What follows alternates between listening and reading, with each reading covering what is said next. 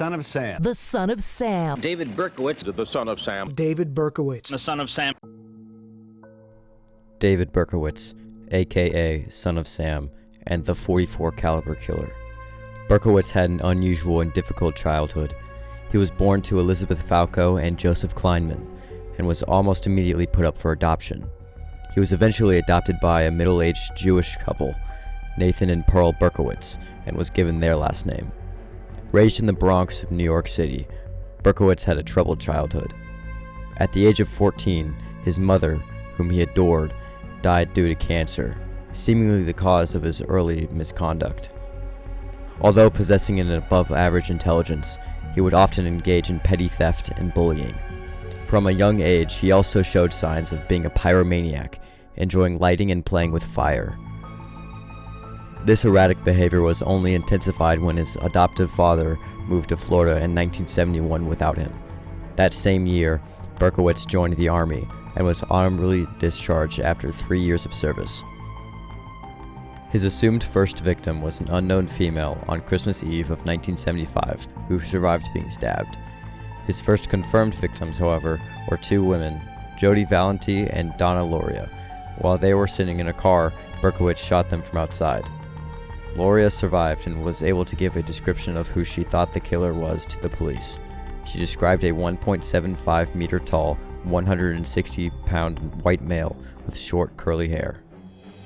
On October 24, 1976, Berkowitz set his eyes on a couple near Brown Park in Queens. Carl Danero and Rosemary Keenan were also sitting in a parked car when Berkowitz shot them. Both survived, but Danero sustained a severe skull injury requiring major surgery. Only a month later, two young girls, Donna Damasi and Joanne Lamino, would become his next targets. While returning home from a movie, Berkowitz shot Damasi in the neck and Lamino in the back. Damasi made a full recovery in a matter of days, while Lamino was left a paraplegic. On January 30th, 1977, he would shoot Christine Freund and her fiancé John Deal near the Forest Hills train station in Queens. Deal would go on to survive, while Freund died within hours of the attack. After this attack, the police acknowledged the possibility of a rampant serial killer. Virginia Voskerichian was shot in the back of the head on March 8, 1977, while on her way home from school. At this point, the media latched onto the possibility of there being a serial killer in New York City. The son of Sam struck again when he shot Alexander Esau and Valentina Suriani, another instance of Berkowitz shooting couples in cars. While neither survived the shooting, police found a letter warning of Berkowitz's return. He signed the letter as the son of Sam and addressed it to the captain of police. His final attack was on July 31st in Brooklyn. At around 1:45 a.m., Bobby Violante and Stacy Moskowitz were parked by a playground after seeing a movie.